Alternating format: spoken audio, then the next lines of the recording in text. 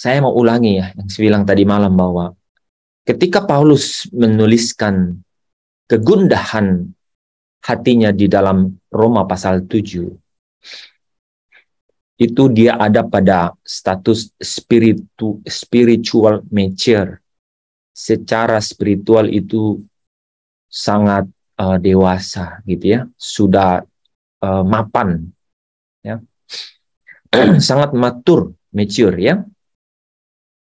Nah, artinya saudara, kesadaran itu adalah kesadaran yang sesungguhnya. Waktu dia katakan apa yang baik ya, yang kukehendaki ya, tetapi apa yang jahat yang kubenci itu yang kulakukan. Jadi secara jelas dia katakan yang kubenci yang kulakukan. Ada saudara di antara kita nih yang pernah melakukan apa yang kita benci? Ada nggak? Wah, ini semua higher dan spiritual nature. Saya. Ini semuanya lebih apa ya? Lebih dewasa dari Paulus. Di atasnya Paulus. Benar nggak? Pernah nggak? Tapi ini harus disadari. Pernah nggak kita sadari gitu bahwa, waduh, iya, saya tuh benci tapi saya kok melakukan? Iya. Nggak, tapi ada orang yang saya lakukan, sebenarnya saya nggak suka, nggak sadar gitu. Tapi nggak sampai bilang saya benci, tapi saya lakukan.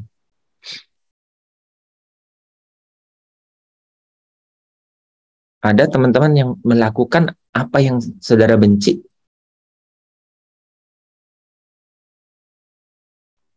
Saya sudah jawab, saya ada. Mau kasih contoh nggak?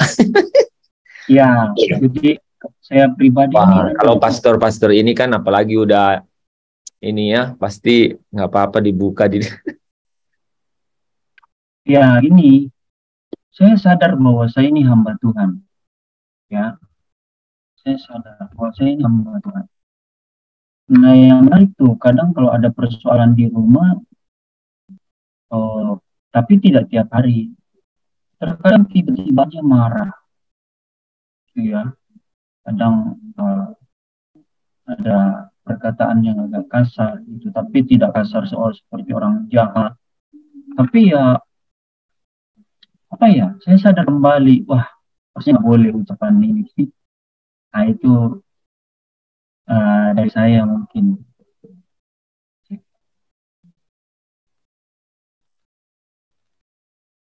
Ya, jadi sebenarnya nggak suka ya, tapi ya kita lakukan ya, kita perbuat. Ada yang lain?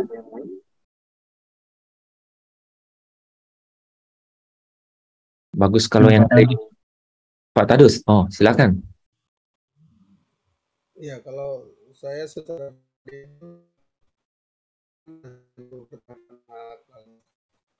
ingin bukan namanya, harusnya saya lebih dihargai. Kecil sekali suaranya, Pak, tidak dengar. Tidak kedengaran ya? Sudah bisa dengar? Oke.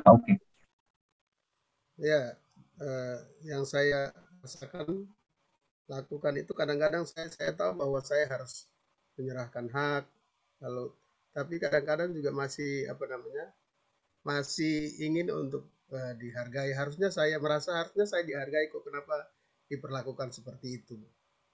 Ya, saya rasanya seperti itu ya. Saya masih seperti itu. Menuntut untuk dihargai, dihormati. Padahal kemuliaan atau dihormati itu hanya untuk Tuhan, untuk kemuliaan Tuhan. Itu yang masih saya rasakan. Tidak kedengaran sama sekali? Kedengaran, Pak. Kedengaran. Itu menarik gitu ya. Itu jadi kadang masalahnya ada di mana biasanya, Pak Tadus? Ya, biasanya. Kita rasa di mana? Ya, biasanya kan kalau dalam dipercayakan sesuatu atau dalam pelayanan, ya harusnya yang apa namanya, yang sudah disampaikan atau diputuskan itu harus kita taat, kita lakukan. Tapi ternyata tidak, itu rasanya kok tidak dihargai. Ya, begitu. Harusnya itu hak saya misalkan memutuskan. Misalnya, iya, Tapi dalam selama itu organisasi. ya, harusnya saya lebih dihormati dong, harus lebih dihargai. Nah, itu masih merasa seperti itu. Itu menarik itu Bapak ngomong kayak gitu tuh. Ya. Dan maksudnya menariknya itu bukan karena itu, tapi bisa merasa bahwa harusnya saya tidak perlu Iya, dihargai, ya. Misalnya Bapak tuh kepala wilayah timur gitu ya. iya, Terus saya kok kayak kayak saya nggak dianggap orang begitu ya. Misalnya gitu ya. ya itu salah satu contohnya Salah seperti satu contohnya ya. itu. Iya, saya juga sering banget kayak gitu, Pak. Iya. Apalagi gini, Pak Tadus, kalau kita yang biayai sesuatu ya, Pak ya. Apalagi masih Itu pas saya ngomong kayak gitu tuh kayak ada urat-urat saya yang ketarik. ingin mempertahankan. Jadi ya ingin menerima sesuatu penghargaan dari situ. Makanya tadi siang itu saya angkat tangan, saya bilang, Tuhan, ini kepercayaan, setiap sen aku lapor, Tuhan. Ini kepercayaan, setiap sen saya lapor. Gitu. Jadi mungkin seperti itu supaya urat-urat yang itu ya, yang sering muncul itu bisa ini ya, bisa meregang gitu ya. Jadi, nah oke. Teman-teman, jadi ada lagi nggak yang muda-muda deh? Esther dong, Bu Esther Pak, Bu Esther. Saya semuanya senang. Ya, saya Pak. Silakan. Saya sama adik saya sama kakak saya selalu suka keki, saya suka benci. Tapi hati nurani saya kasihan lagi dia. Saya suka bantu lagi dia. Gitu. Hati nurani keluar. Kasihan, saya mikir lagi. Sama abang saya sendiri saya benci juga kadang-kadang begini-begini. Kayaknya itu namanya ya keki. Kita keki gitu ya. Keki, cuman hati nurani keluar lagi hati saya. Ya udah deh. Saya memberi lagi, kasih lagi gitu. Tahu timbul begitu tuh. Saya suka marah-marah sama dia, sama abang saya juga saya marahin, bukan marahin, saya bilang yang benar kata-kata, cuman nggak kata-kata gitu, nggak binatang-binatang, enggak. Cuman udah aneh, saya mikir lagi, keluar lagi, akhirnya saya bilang ya udah, memberi lagi, kasihan gitu, kayak kasihan gitu. Sering begitu. Kalau saya pribadi sendiri ya. Iya. Di luar pengetahuan istri ya. Kalau Bapak mau sampaikan yang sepengetahuan istri. Udahannya saya bilangin. Oke. Udahannya bilangin. Nggak apa-apa sih, dia diem aja. Soalnya perlu dia. Iya. Ada yang dibutuhkan dia. Nah, sama nih. Sama nih, saya Pak Lepri, Pak Tadus ya, Pak Daniel. Tapi sebelum saya ngomong itu, yang muda ada nggak? Mungkin yang tua-tua aja nih yang punya masalah gini. Yang senior, Yang muda gimana? Ada nggak sih? Pernah nggak sih melakukan sesuatu yang dibenci gitu?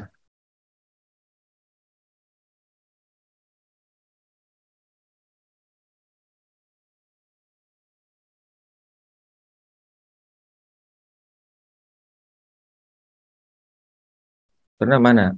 Ada yang muda? Ya, apa? Kira-kira apa?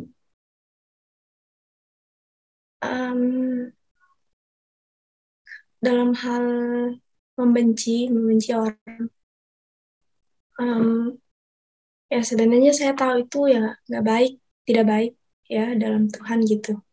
Tapi saking ya karena kayak buat kita sakit hati banget, jadi ya benci banget begitu. Tapi saya sampai seharian bisa kayak tidak seharian bisa sampai kayak nangis-nangis. Itu kayak itu sebenarnya tidak suka, tidak ya kenapa saya melakukan begitu. Kenapa saya harus benci? Kenapa saya tidak mendoakan, tidak mengampuni saja? Tapi dalam hati kan kayak susah untuk mengampuni begitu. Padahal saya tahu itu salah. Jadi tapi saya sangat sebenarnya itu hal yang dibenci tapi dilakukan. Nah, tapi saya terus seharian itu saya terus kayak memikirkan hal itu gitu, memikirkan terus saya tidak boleh membenci, saya harus mengampuni. Pokoknya saya benar-benar bergumul sampai kayak awal ya dari pagi ya, cerita dari pagi saya rasa benci saya itu timbul sama seseorang gitu. Terus itu kayak sesak banget, itu kayak pokoknya kayak kalau di dekat itu maunya kayak pengen lakuin sesuatu, tapi dan seharian di kos itu pas itu kayak nggak nyaman, mau makan itu nggak ada pengen makan karena rasa bencinya benar-benar meluap gitu. Tapi saya benar-benar bergumul sampai malam baru kayak ada rasa lega. Saya berdoa terus supaya akhirnya saya bisa melepaskan rasa benci saya itu perlahan-lahan akhirnya kayak rasa lega gitu. Udah saya mengampuni, Tuhan nggak suka ini begitu. Akhirnya malam gitu pas mau Zoom udah kayak tiba-tiba rasa lega, udah nggak ada sedikit pun rasa untuk benci seseorang itu nggak ada lagi, langsung tiba-tiba hilang gitu. Ya, itu aja dari saya. Terima kasih. Oke. Ada yang muda satu lagi? Kalau ada?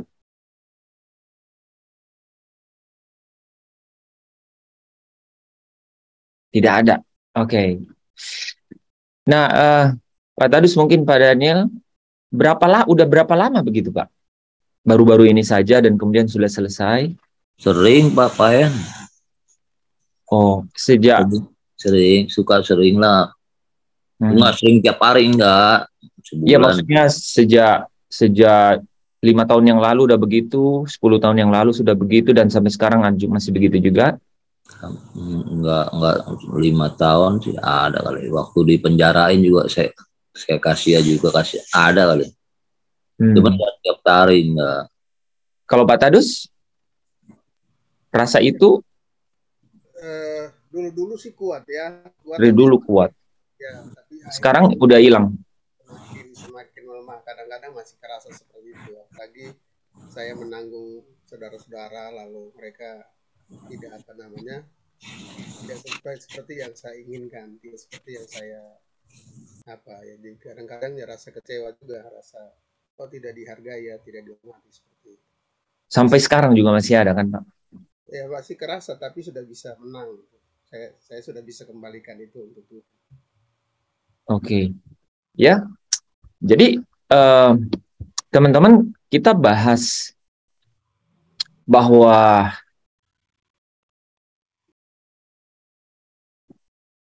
pergumulan orang percaya itu artinya orang yang mau sebenarnya memiliki hidup yang baru, itu sungguh nyata bahwa punya pergumulan gitu. Pergumulan seperti Roma pasal 7 yang kita pelajari kemarin. Pergumulan itu ada, dan harus tahu bagaimana cara ya untuk dapat tadi Pak Tadus sudah sebut kata-katanya ya, untuk dapat menemukan kemenangan di dalam keadaan seperti itu. Nah, jadi Roma pasal 7 itu tidak berhenti sampai di situ. Itu sebenarnya terkait langsung dengan Roma pasal 8. Ya, jadi kalau kita pelajari Roma pasal 7 itu mau menceritakan mengenai hukum Taurat membawa kepada kematian loh dikatakan ya. Kok bisa? Bukannya itu hukum-hukum Allah. Ya terbukti gitu ya bahwa ketika mencoba untuk taat dengan aturan dan batasan-batasan Taurat, maka Paulus bilang bahwa apa yang baik yang ingin kulakukan, tetapi yang kubenci ya atau yang jahat itu ada padaku. Pergumulan atau konflik seperti itu kita juga hadapi ya. Kita juga alami. Yang Pak Tadus tadi sampaikan itu sesuatu yang sangat tersembunyi itu. Tersembunyi itu. Orang merasa tidak dihargai gitu, tidak direspek gitu ya. Wah, itu kita itu apalagi saudara kalau di keluarga gitu ya, artinya tiap hari kan. Kalau sampai hal itu tidak hilang, nah begini, kalau hal itu kita tidak mengerti, ya tidak mengerti bagaimana kita menghadapinya, maka kita itu tidak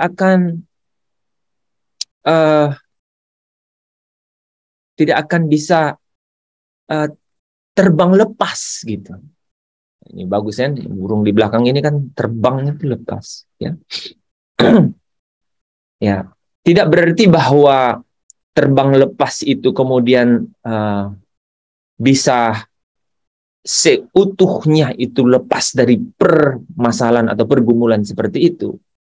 Tetapi yang menarik adalah bagaimana supaya tidak terbelenggu di situ dan tidak merasa tertekan di dalam ketakutan, ya, di dalam merasa rasa bersalah di dalam keadaan seperti itu.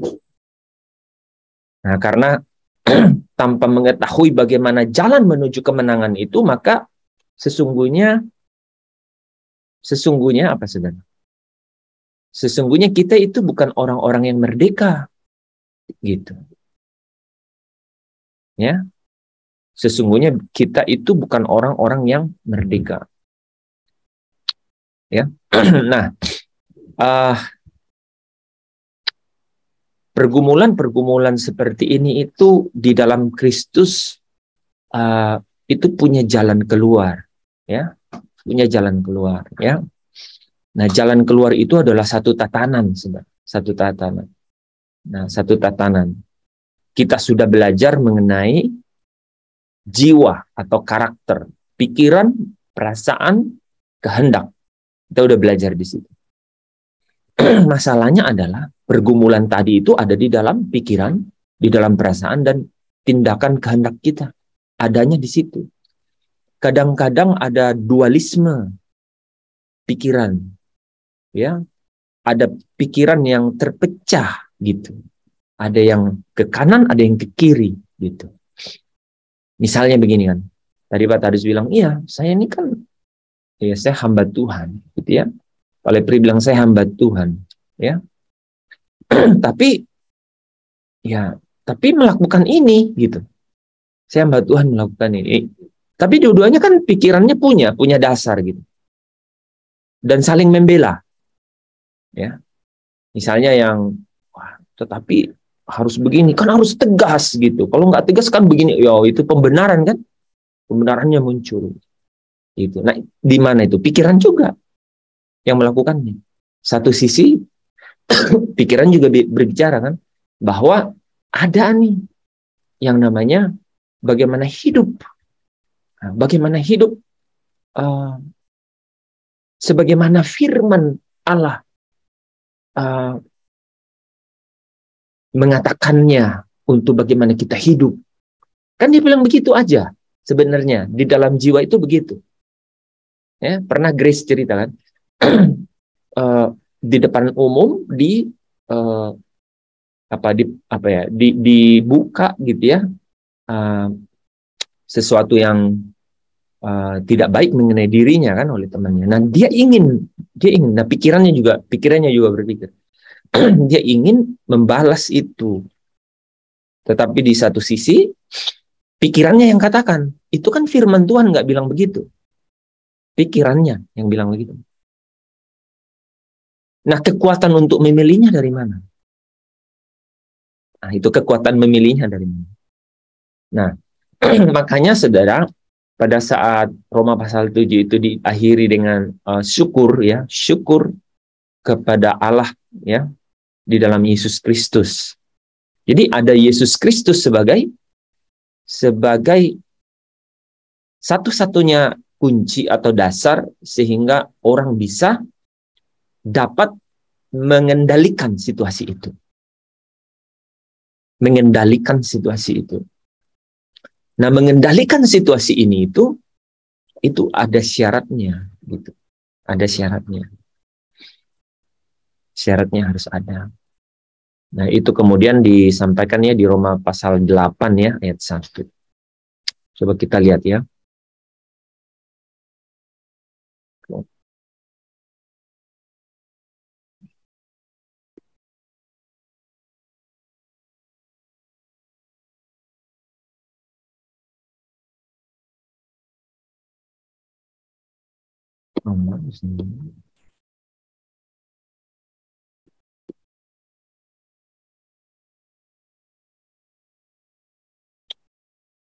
Oke. Ya, kita coba ini ya. Nah, di Roma pasal 8 nih ayat 1 ya. Ada yang bisa baca? Tolong baca. Hidup oleh roh. Demikianlah sekarang tidak ada penghukuman bagi mereka yang ada di dalam Kristus Yesus. Nah, ya, teman-teman. Demikianlah sekarang tidak ada penghukuman bagi mereka. Lihat kata-kata ini ya. Ada di dalam Kristus. Tidak ada penghukuman. Tidak ada penghukuman. Penghukuman itu pasti hasil dari satu murka, kan? Ya. Tidak ada penghukuman, atau di situ penghukuman itu penghakiman, ya. Kata krima, penghakiman, ya. Atau penolakan, tidak ada penolakan. Nah, saudara ya, tidak ada penolakan, tidak ada kutukan. Sebenarnya itu sangat ekstrim di situ. Itu adalah hasil dari murkanya Tuhan. Orang yang di dalam Kristus itu tidak ada penolakan, tidak ada pengucilan. Nah, tidak ada kutuk,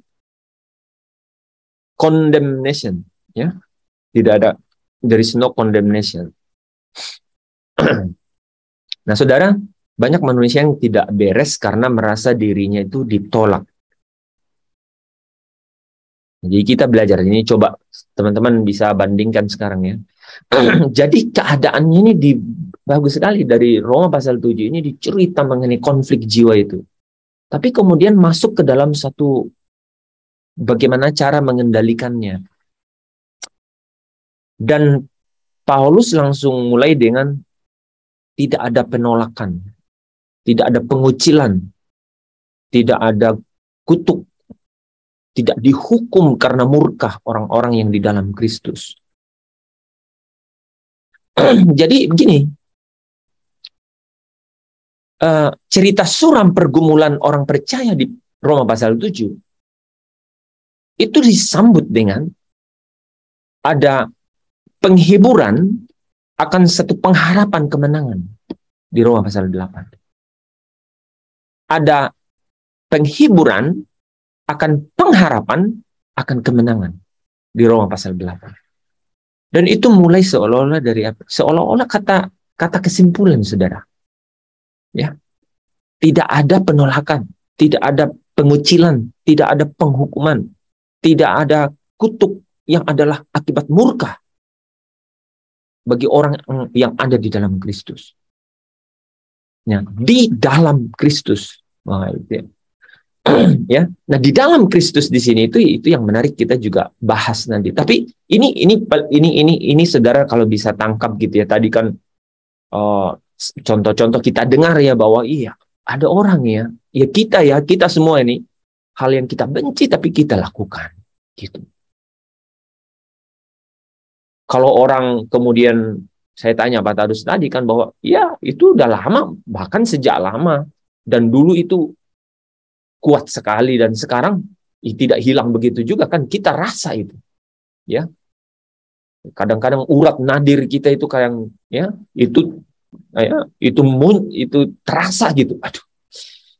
Ya, apalagi misalnya lagi pimpin sel group, tiba-tiba ada murid atau anggota sel group yang dia lewat begitu saja, keluar begitu saja tanpa bicara gitu kan. Wah, itu rasanya saya ini kan pemimpin kan gitu. Itu bisa muncul kayak gitu tuh, di dalam daging itu muncul. Nah, bagi orang yang mau memperkarakan itu dengan benar-benar, saudara, itu bisa menjadi sesuatu yang menjadi pergumulan gitu. Nah, pasti bagi setiap orang yang dipimpin oleh Roh Kudus itu, yang Roh Kudus tinggal di dalamnya, itu dibuat menjadi risau gitu. Menjadi gelisah gitu, karena keadaan itu. Nah, makanya Roma pasal 8 itu memberikan gambaran penghiburan. Pastoral message. Berita pengembalaan dari Paulus. Langsung dibuka dengan kata yang luar biasa. Engkau tidak dikucilkan, engkau tidak ditolak, engkau bukan orang kutukan. Sampai ada sesuatu yang kau tidak bisa keluar darinya.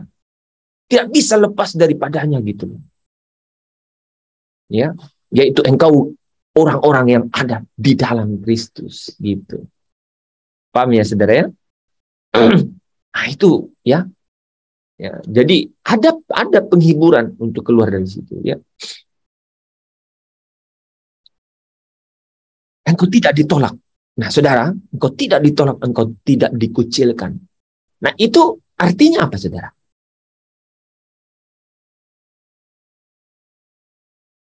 Engkau tuh dikasihi.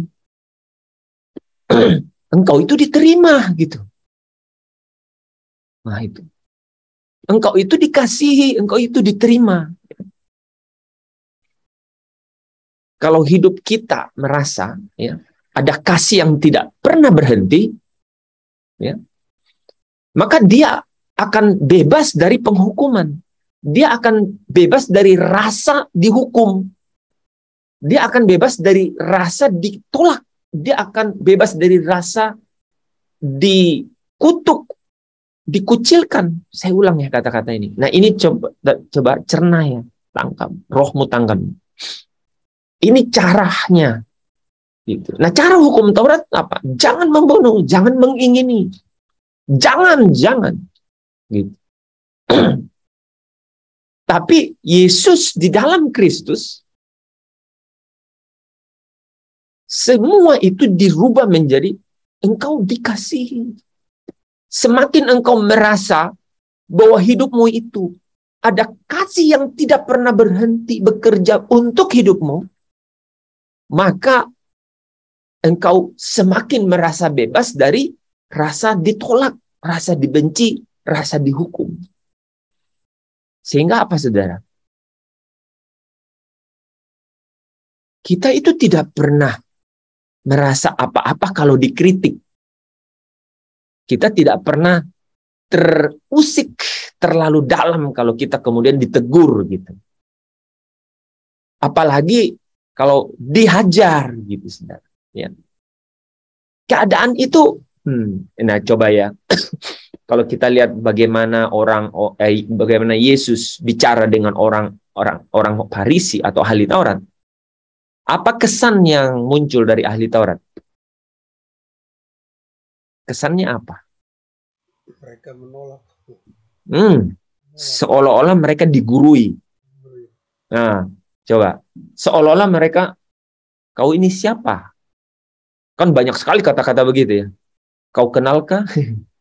Ya, Abraham bapak kami. Yakub, Musa, apalagi? Ya. Mereka berasa digurui. Mereka nggak bisa terima kritik. Ada apa? Ada apa yang terjadi menurut saudara? Ini kita bisa bandingkan, saudara, dengan mungkin kita punya keluarga, mungkin saudara lebih senior dan kemudian dia sangat junior dan kemudian coba untuk menegur atau mengarahkan atau kemudian membimbing dia. Nah, kalau dia reaksinya itu reaksinya itu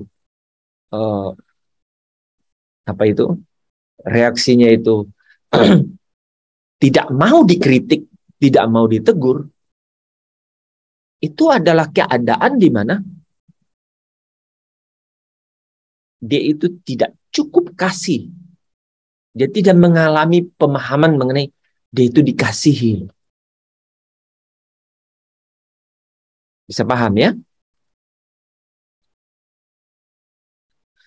Inilah pentingnya kenapa kasih setia, ya, yaitu kasih sejati itu harus selalu menjadi warnanya, harus menjadi atmosfernya gitu. Semakin orang merasa dikasihi, semakin orang merasa diterima. Dan semakin merasa diterima, dia semakin akan bebas dari rasa ditolak, dibenci, dikucilkan, dihukum. Ketika ada kasus, ketika ada sesuatu komunikasi, satu konflik, dia tidak chaos gitu. Dia tidak kemudian jadi sesuatu yang membuat dia bisa menjadi chaos, menjadi trauma gitu. Tapi dia merasa dikasihi gitu. Nah, ini poin yang sangat penting ya. Ya, saudara, kita tidak semua di sini mendapat kasih yang cukup di dalam keluarga loh. Di banyak keadaan saudara bisa bayangkan, itu banyak sekali dipengaruhi oleh keadaan ekonomi. Ya. Hanya sekitar 3% orang yang mapan hidupnya di dunia ini yang bisa terhindar dari konflik-konflik yang membuat orang di dalam anggota keluarganya itu tidak mendapat kasih yang cukup. Apalagi kalau anaknya banyak, saudara.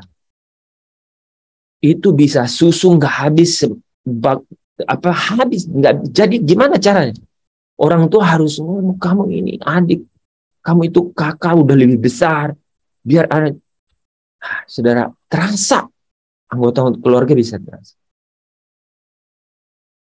Nah, dengan keadaan demikian, saudara, ya, dengan keadaan demikian, itu artinya apa? Problematika atau pergumulan yang Roma pasal 7 jabarkan, itu semakin menemukan idealismenya gitu, menemukan keadaan sejatinya gitu. Kalau kayak Grace itu menemukan laboratoriumnya, di mana dia dicoba-coba gitu, ya, dipasang-pasangkan dengan unsur-unsur apapun gitu. Itu keadaannya gitu. Nah,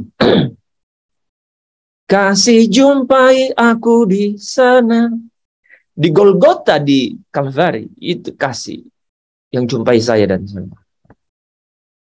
Jadi Taurat, ya,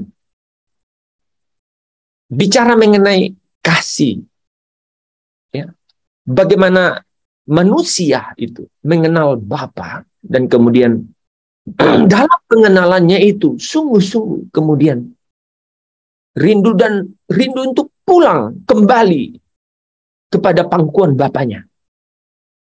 Harus menemukan kasih yang genuine, itu harus ketemu.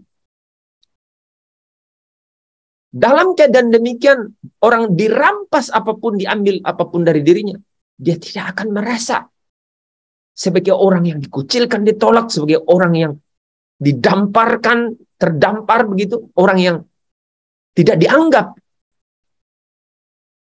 Ini luar biasa tuh. Jadi harus masuk ke daerah di mana atmosfer batin kita itu selalu dipenuhi atau dilimpahi dengan kasih. Roma pasal 8 ayat 1 ini mulai dengan kata yang sangat jelas gitu. Ya. Dengan pakai kata tidak, gitu kan? Ya. Tidak ada pengucilan, tidak ada.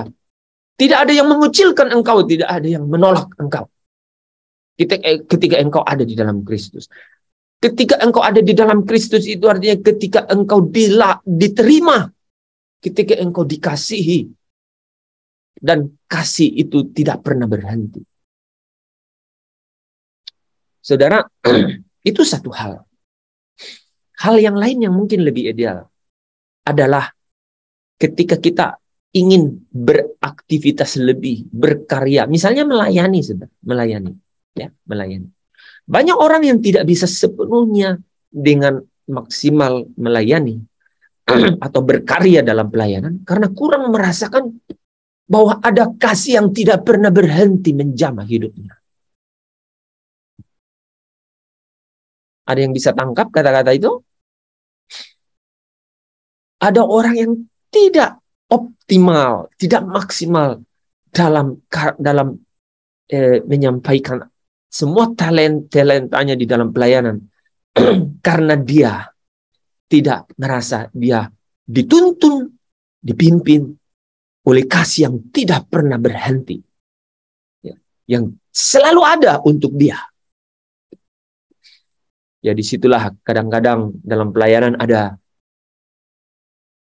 rasa kering, saudara. Ya, ada tempat, ada ruang di mana kita ingin mengambil satu pengakuan. Nah, jadi saudara bisa bayangkan itu bisa bergeser ke sana. Jadi konflik pergumulan di Roma pasal 7 jadi bisa muncul itu. Makanya di dalam ayat 1 pasal 8 itu langsung dibuat kunci awal. Seolah-olah gitu ya, keadaannya itu aku tahu apa yang engkau kerjakan. Aku tahu jerih payahmu, aku tahu usahamu, katanya.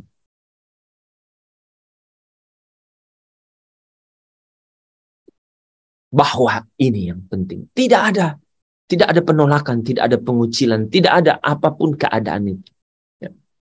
Nah, kalau kita sungguh merasa, saudara, kasih itu tidak pernah berhenti. Kasih itu selalu ada untuk kita. Selalu ada untuk kita. Yaitu kasih Bapa itu. Maka kita akan lebih stabil. Kita nggak hiraukan apa orang menerima kita atau tidak. Apa manusia terima kita atau tidak? Apa manusia mengasihi kita atau tidak? Kita tidak hiraukan, saudara. Kekuatan itu jauh lebih powerful dan lebih besar. Ya, saudara, ini kunci pertama. Ya, kunci pertama. Bagaimana engkau membuka ruang batinmu dengan kapasitas yang semakin besar. Yaitu ketika engkau selalu bisa menyadari bahwa kasih selalu ada untukmu. Kasih itu selalu setia untukmu. Dan tidak pernah ada kasih yang berhenti untuk mengalir untuk hidupmu. Sehingga engkau tidak akan merasa dikucilkan, tidak akan merasa disepelekan, engkau tidak akan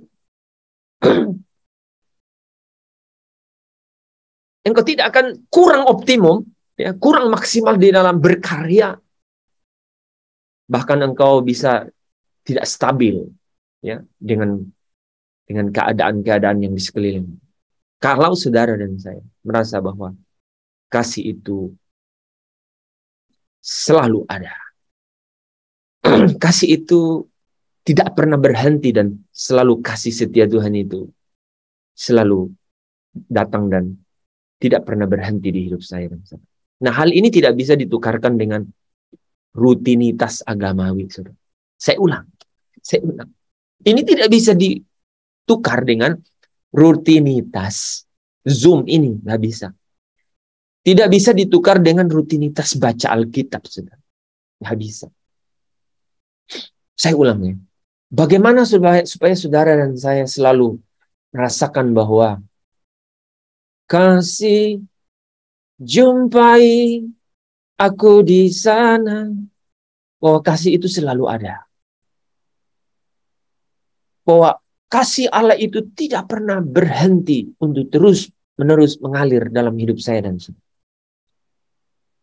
Terlepas dari apapun keadaan saya dan saudara.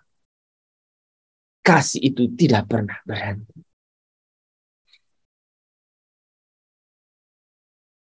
Ini kekuatan yang luar biasa. Dan kekuatan ini itu menggerakkan ruang dalam, ruang batin saudara. Pikiran saudara bisa chaos. Pikiran saudara bisa lockdown gitu. Tidak bisa pikir lagi. Semua alternatif jalan keluar sudah dicoba. Tapi roh saudara bilang ada Bapa yang tidak pernah berhenti mengalirkan kasih-Nya yang sejati kepada hidup saya. Ini di dalam dimensi-dimensi yang secara khusus saudara ini memainkan peranan yang sangat luar biasa. Saudara bisa rela kehilangan segala sesuatu. Saudara tidak hiraukan apakah dihargai, diterima orang atau tidak. Enggak, saudara. Karena saudara sedang nyaman dengan fondasi hidup saya dan saudara. Bahwa I am the loved one. Aku ini orang yang dikasihi. You bisa ngomong apa saja. Tapi saya tahu Bapakku mengasihi aku dan tidak pernah berhenti kasih itu kepada diriku. Allah itu kasih. Jadi kata-kata ini bukan buatan manusia. Sama sekali tidak diciptakan, tidak dibangkitkan, tidak ditemukan oleh manusia. Allah itu kasih. Jadi ketika orang merasa dikasihi oleh Allah, di dalam situ kekuatan itu membuka tabir besar akan pergumulan jiwa, pikiran, perasaan yang multi interpretasi, yang terpecah dalam keadaan yang bisa membawa orang kepada apa? Kegelisahan. Nah, saudara ya. Nah, saudara hanya dengan orang-orang yang sungguh-sungguh selalu menyadari akan kasih itu. Tidak dengan saudara, tidak dengan karena saya rutin melakukan hal-hal agamawi, ya, rutinitas agamawi, ya. Saudara bisa menangkap satu situasi ini yang sama sekali berbeda dengan apa yang orang-orang lain, agama lain, ya, paham lain lakukan, saudara, ya. Bahkan ini Bu Esther coba ya, ini kita pernah ini pengalaman begini. Bahkan kepadatan pelayanan juga itu nggak bisa mengganti itu. Ya, kita bisa, kita pernah tuh saudara, ya, kita pernah itu, namanya itu rally saudara, ya rally, namanya juga rally saudara. Rally itu, rally dari satu tempat ke tempat lain, satu tempat ke tempat lain, ya. Jadi biasanya sebelum Natal saudara itu ada rally Natal, gitu. Kita jalan loh. Saya ingat waktu itu kayaknya saya sama Bu Esther berdua aja ya. Jalan saudara dari pagi, siang sampai malam. Saudara tahu jam berapa? Jam 1:30. 1:30 malam saudara. Kuetarnya ada 30 kita bagi-bagi Pak ya. Iya. Putar saudara. Itu kita rasa padat sekali layanan, padat gitu. Bahkan yang seperti itu saudara ya, itu tidak bisa menggantikan yang kita cerita malam hari ini. Bagaimana orang merasa lepas bebas dari yang namanya tidak dihargai, tidak dianggap. Ya. Memang karena sok merasa ingin dianggap, sok merasa ingin dihargai. Itu memang masalah utamanya, memang udah tahu. Itu memang sudah ada di dalam natur daging, dosa. Itulah, keadaannya memang begitu. Ya, saya ulang. Itu memang ada di dalam natur kedagingan. Berhak diterima, berhak untuk dihargai. Pernah hilang? Ya, nanti. Kalau sudah dipeti mati, nanti kalau sudah dipeti mati itu hilang. Jadi kalau saudara bilang, Tuhan cabut semuanya dari diriku. Tuhan bilang, kok mau mati? Itu, saudara. Jadi menaikkan kita ngerti Roma pasal 7 ini. In spiritual nature, Paulus mencurhatkan kegelisahan pergumulan seorang percaya yang sangat mature. Tetapi Roma pasal 8 ayat pertama langsung dibuka dengan penghiburan akan pengharapan akan kemenangan. Penghiburan akan pengharapan akan kemenangan. Dengan kata pembuka, engkau tidak ditolak, engkau tidak dikucilkan, engkau tidak dikutuk, engkau tidak dihukum dengan murka karena engkau the loved one. Engkau itu dikasihi. Engkau itu dikasihi, artinya ketika engkau ada di dalam Kristus. Ya. Nah, saudara yang dikasihi Tuhan, hal-hal itu saya ulang, itu tidak bisa ditukar dengan padatnya pelayanan, ya, dengan kegiatan-kegiatan rohani, ya, yang kita kira saudara ya, Tuhan jadi kasihan dengan kita. Pernah merasa gitu? Tuhan, ada orang lagi yang ungkapkan dalam doa. Menuntut Tuhan. Setelah pelayanan kayak kami sampai jam 1 malam di akhir doa dia tutup. Kau lihat segala jeripaya kami. Bahkan dengan ya sajak-sajak puisi seperti itu dia tidak bisa. Hanya dengan satu kerendahan hati yang datang kepada Tuhan bilang kasih di Golgota itu tidak memandang aku, tapi dia selalu terima aku apa adanya. Renungkan tiap pagi, tiap kau ketemu secara pribadi dengan Tuhan, bahwa I'm the loved one. Aku orang yang dikasihi. Dari sana, saudara, kapasitas batin, namanya kekuatan roh, saudara itu, memiliki ketajaman. Tahukah saudara ketajaman roh itu seperti apa? Roh yang dimaksud ini adalah rohnya Allah. Jadi ketajamannya pasti punya dimensi. Dan dimensi itu namanya I'm the loved one. Aku ini orang yang dikasihi. Mulai malam hari ini saudara boleh ikrarkan ulang. Ya. Deklarasi ulang. Mungkin sudah pernah berkali-kali. Di malam hari ini tulis di dalam batin, di dalam hatimu, aku orang dikasihi. Ya, Mazmur bilang, sekalipun seorang ibu membuang anaknya katanya. Tapi aku tidak. Aku akan mengasihi engkau dengan kasih yang sejati. Saudara kalau bangun itu, engkau yakinlah saudara.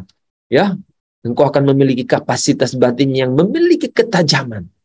Allah punya dimensi itu adalah dimensi kasih, saudara. Ya. Nah, saudara, kalau lihat di pasal 2, itu kemudian langsung disambung dengan bagaimana caranya, saudara. Luar biasa tuh, ya. Dengan bagaimana caranya?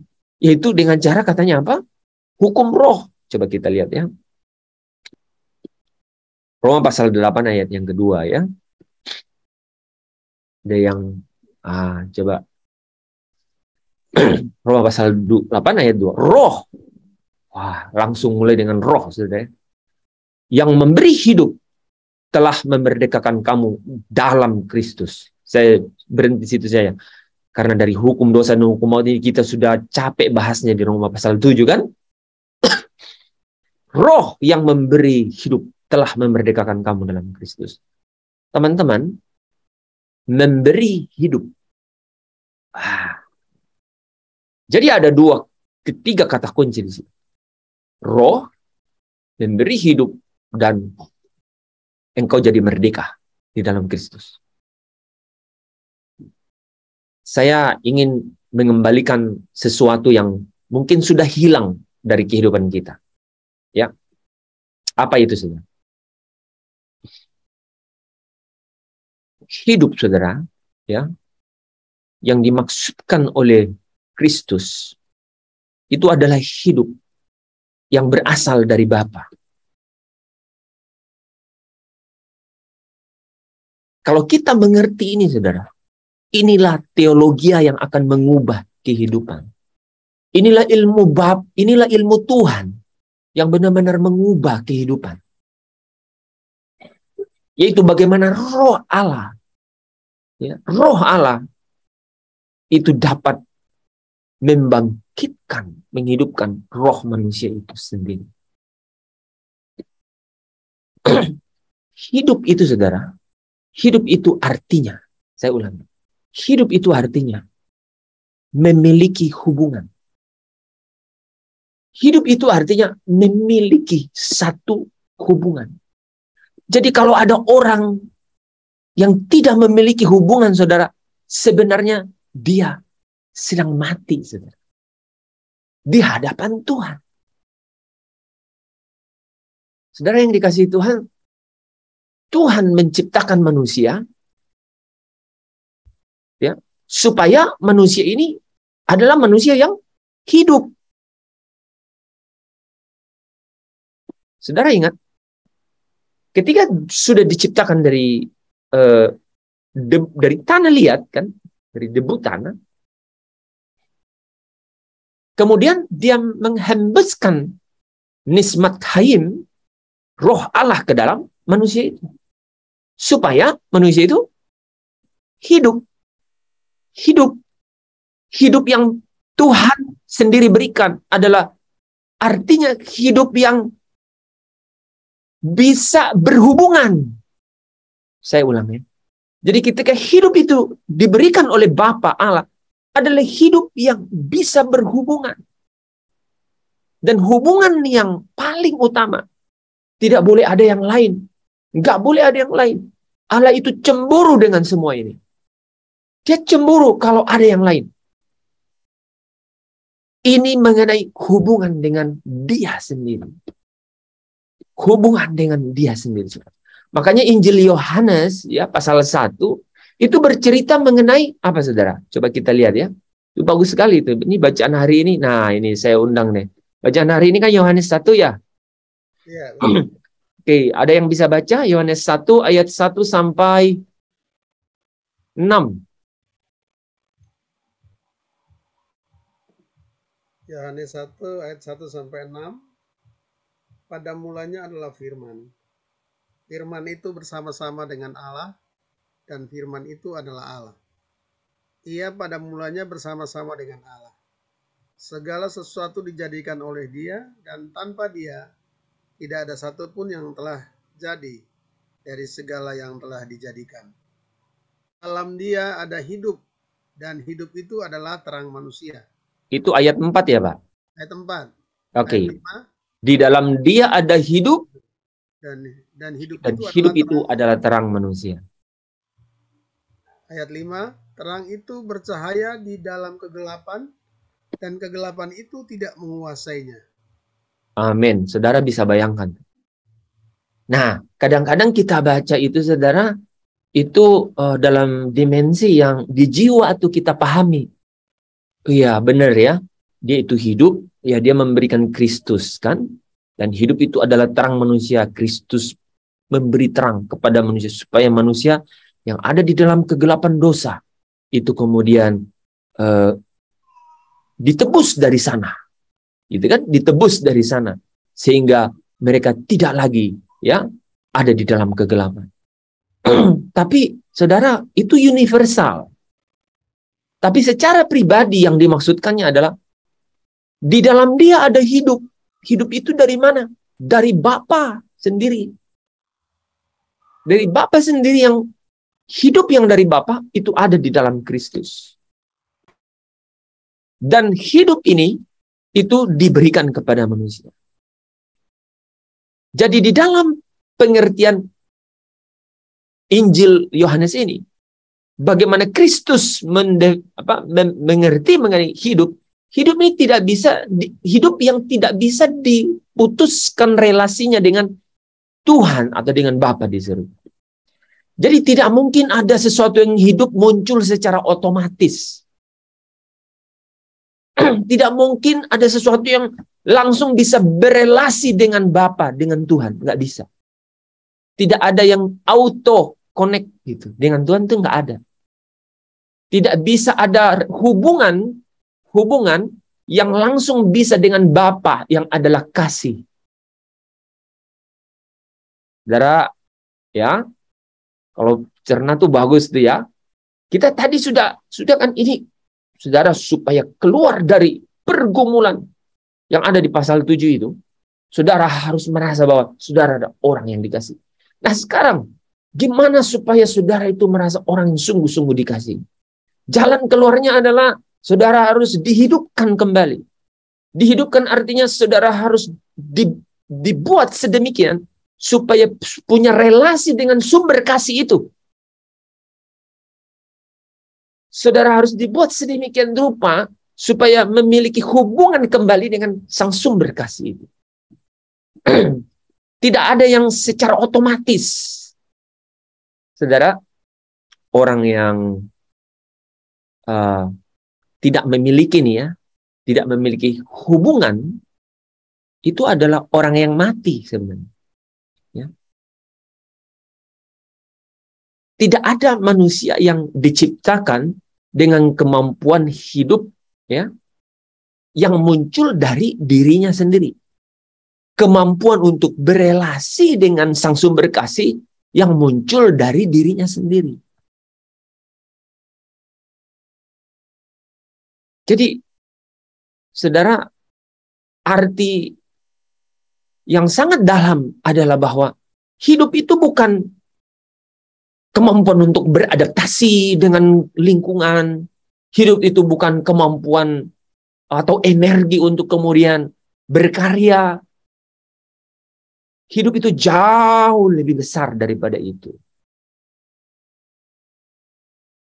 Itu sebabnya ketika manusia itu terputus hubungannya dengan Tuhan, apa yang paling pertama dia dapatkan? Dikucilkan, dikutuk, diusir. Dia menjadi manusia yang mati. Dia nggak hidup. Dia nggak punya hubungan dengan sumber kasih itu.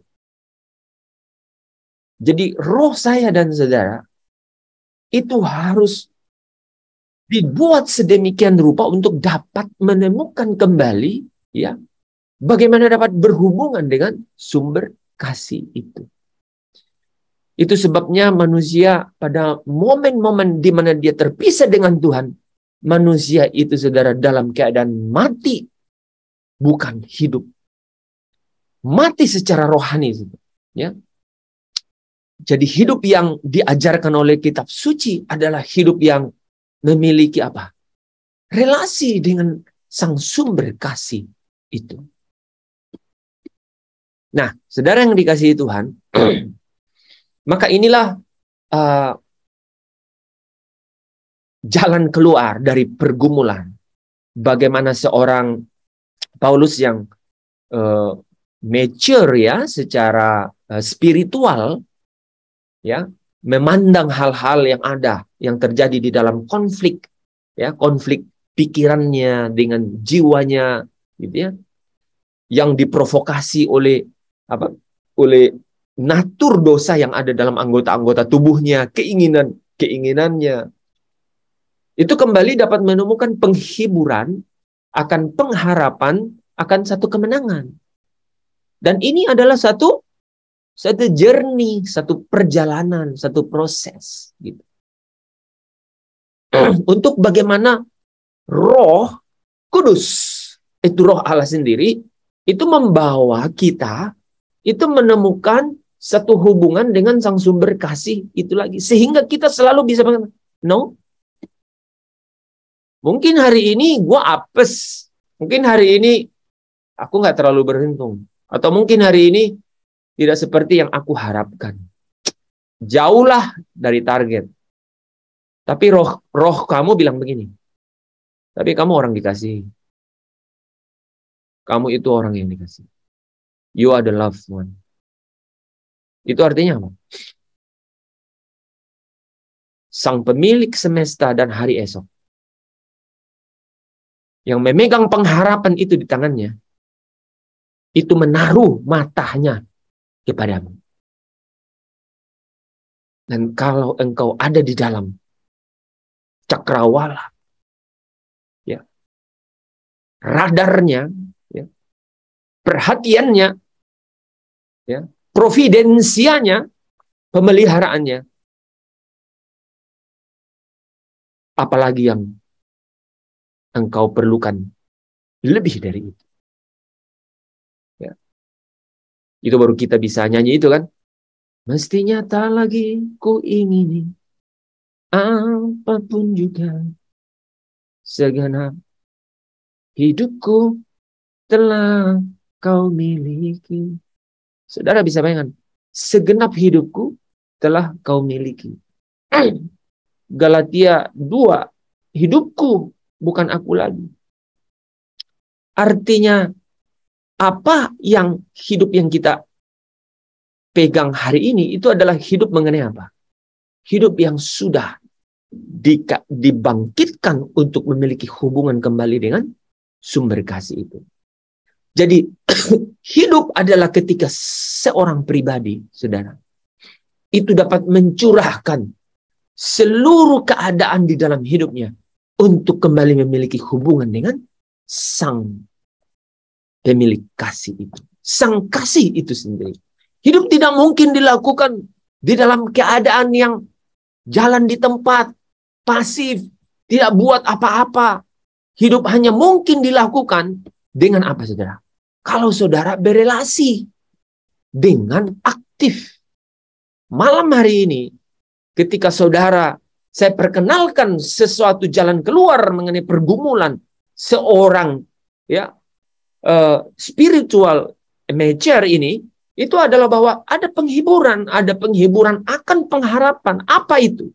Yaitu ketika kita ini merasakan bahwa saya ini adalah orang dikasih. Bukan orang yang dihukum, bukan orang yang ditolak, bukan orang yang dikucilkan, bukan orang yang terdampar, bukan orang yang sudah ketemu dengan nasibnya dan tidak bisa berubah. Tapi kita menemukan satu kebenaran bahwa engkau adalah orang yang dikasihi. Dan bagaimana caranya, saudara? Saudara dan saya harus mengerti bahwa saudara adalah orang yang hidup. Hidup artinya hidup yang kita terima dari Bapa. Dan hidup ini artinya apa, saudara? Yang adalah terang manusia, kata Yohanes 1 ayat 4 tadi ya. Ini artinya apa? Ini artinya relasi. Relasi yang tidak pasif, tapi relasi yang aktif. Relasi yang diperjuangkan, yang dibangun, saudara. Itulah hidup yang sesungguhnya. Itulah keadaan di mana roh saudara itu memiliki hubungan kembali dengan sang sumber kasih itu. Manusia tidak bisa hidup dengan dirinya sendiri. Sehingga manusia tidak mungkin hidup jika tidak ada hubungan dengan Allah. Relasi kembali dengan Allah. Saudara, hidup. Bukan hidup yang kita jalani sendiri secara otomatis. Kalau saudara yang kekasih dalam Tuhan, kita tahu kan, kita baca Alkitab, kita renungkan firman Tuhan. Tapi ada berita-berita pastoral atau pengembalaan dari firman itu. Ya, ada profetik, ya.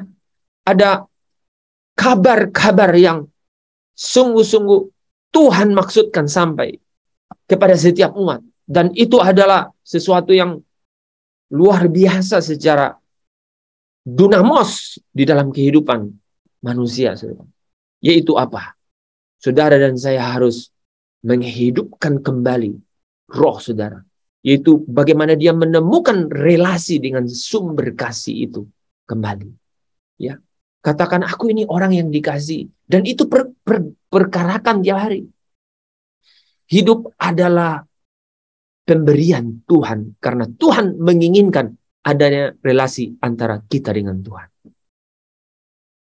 Tuhan dan manusia satu. Tuhan dan manusia bersekutu. Itulah yang disebut hidup pada akhirnya. Makanya ayat 1 katakan tadi, engkau yang di dalam Kristus, engkau yang dikasihi. Engkau yang bersekutu dengan Kristus, engkau yang bersekutu dengan Tuhan. Saudara, tanpa Tuhan tidak ada hidup. Nggak ada. Yang ada itu living dead, saudara. Jadi kematian yang sedang berjalan, orang mati yang sebenarnya sedang bergerak, orang mati yang sedang beradaptasi. Karena hidup itu adalah memiliki hubungan kembali dengan sang sumber kasih itu. Sehingga engkau tidak akan pernah merasa dikucilkan, nggak merasa ditolak, saudara. Jadi hidup berarti karena ada Tuhan, memiliki nilai, memiliki harga tinggi karena ada Tuhan. Itu karena apa, saudara? Itu mengenai hubungan. Tanpa Tuhan, hidup itu vain. Vain itu sia-sia, saudara. Hidup itu percuma, kosong, saudara. Ya, sekalipun hal ini banyak sekali kita hadapi, ya, banyak orang yang tenang-tenang saja, saudara, ya. Ya. Karena, saudara kebayang, kenapa orang bisa tenang-tenang begitu? Karena apa, saudara? Wah, saudaraku, kalau fasilitas lengkap itu, saudara, kita tuh tenang, saudara. Ya, yang dibagi masih ada, masih banyak, saudara. Aduh, mengucap syukurlah kalau engkau sedang sadar dan menyadari bahwa engkau benar-benar harus mencari sesuatu yang bernilai tinggi. Yaitu apa? Membangun hubungan. Kalau saudara tidak punya hubungan dengan Bapa, engkau sebenarnya tidak memiliki hidup. Hidup kosong. Alkitab berkata, hidup itu tidak ada artinya tanpa Tuhan. Kalau kita sampai memiliki bangunan berpikir seperti itu, yang kemudian di dalam roh kita itu menikmati atmosfer itu, maka yang muncul apa, saudara? Yang muncul adalah kita itu senang, kita itu suka, ya, menikmati persekutuan dengan Tuhan. Dan saudara tahu nggak? Kesenangan itu, kesukaan itu tidak dapat digantikan oleh yang lain. Tidak ada yang dapat menggantikan relasi atau hubungan itu di dalam hidup saya dan saudara. Engkau bisa berkata, tidak ada yang dapat menggantikan Tuhan di hidupku. Orang bisa punya inovasi, kreativitas. Orang bisa bercerita banyak mengenai sukses. Tapi tidak menggantikan, ya, tidak dapat menggantikan Tuhan, ya. Semua itu tidak dapat menggantikan Tuhan dalam hidup saya.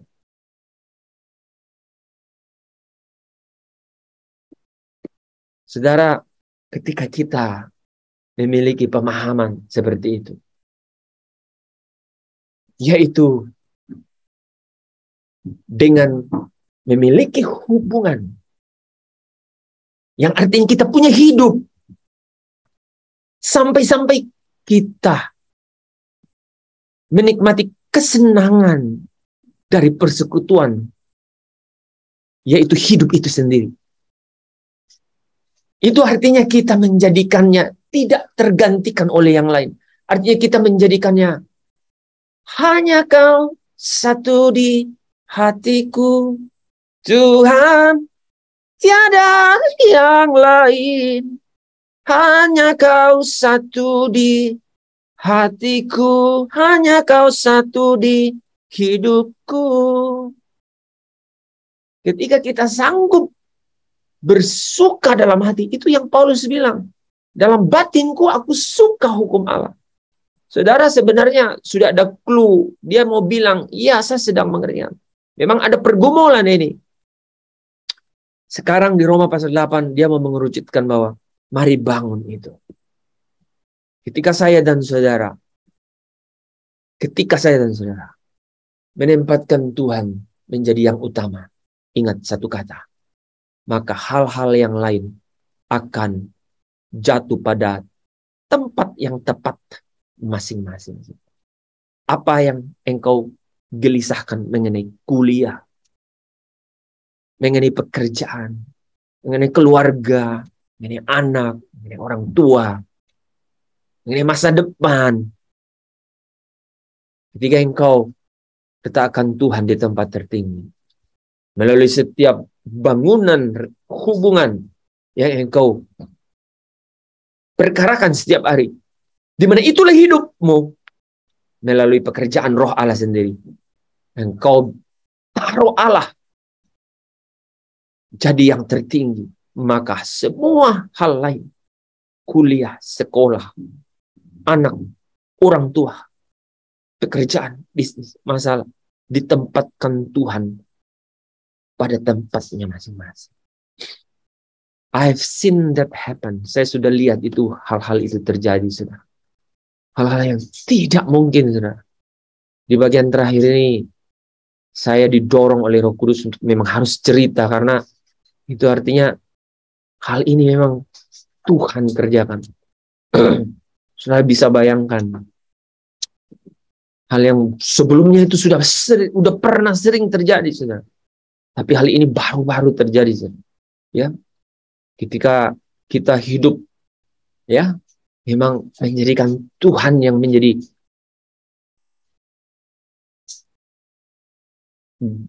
gaya gerak kita yang utama, pendorong gerak kita yang utama, saudara.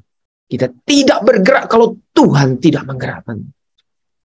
Itu, saudara, ketika ada rintangan-rintangan, saudara,